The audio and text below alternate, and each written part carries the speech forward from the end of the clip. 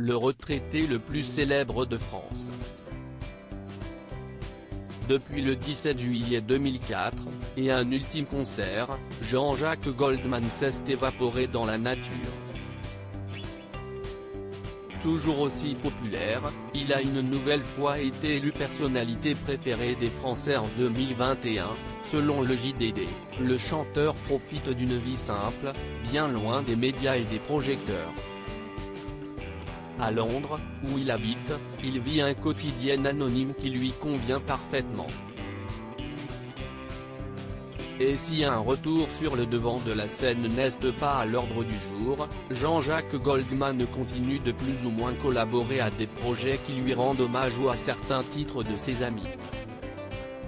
Car s'il a définitivement tiré un trait sur la musique, le chanteur reste un passionné.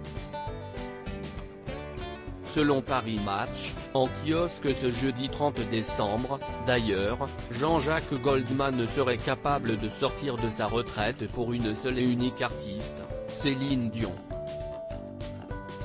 En 1995, les deux artistes ont collaboré sur l'album 2 qui contient plusieurs tubes. Jean-Jacques veut la faire déchanter car elle est habituée à être dans la performance, à l'américaine. Il lui donne des astuces comme chanter pour un bébé dans ses bras.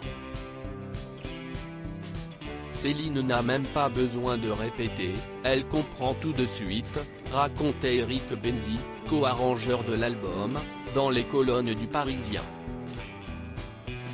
Avec leur titre Pour que tu m'aimes encore, J'irai où tu iras ou encore La mémoire d'Abraham, Céline Dion et Jean-Jacques Goldman ont créé un mythe puisqu'il s'agit de l'album le plus vendu en langue française. J'ai toujours eu et j'aurai toujours beaucoup de respect pour Jean-Jacques. Je pense que Jean-Jacques et moi, on a tout fait ensemble, si est à dire qu'on a parlé de toutes les saisons et de toutes les émotions, disait Céline Dion à propos de Jean-Jacques Goldman. Jean-Jacques Goldman, il ne veut plus parler musique désormais retraité, Jean-Jacques Goldman reste proche de ses amis de longue date. S'il ne désire pas remonter sur scène, il a accepté de participer à un beau projet avec son pote de toujours, Michael Jones. Nous sommes restés très proches.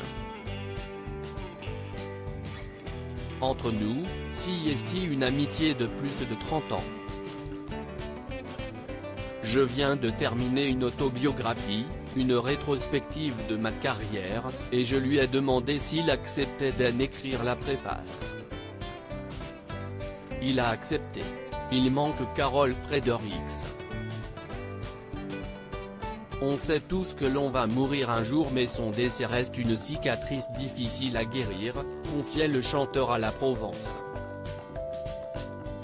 Et à ses amis, Jean-Jacques Goldman demande d'éviter le sujet de la musique, comme le rapporte Paris Match. En revanche, le chanteur adore parler de politique, de sport, des enfants, mais aussi de recettes de cuisine. Loading Budget.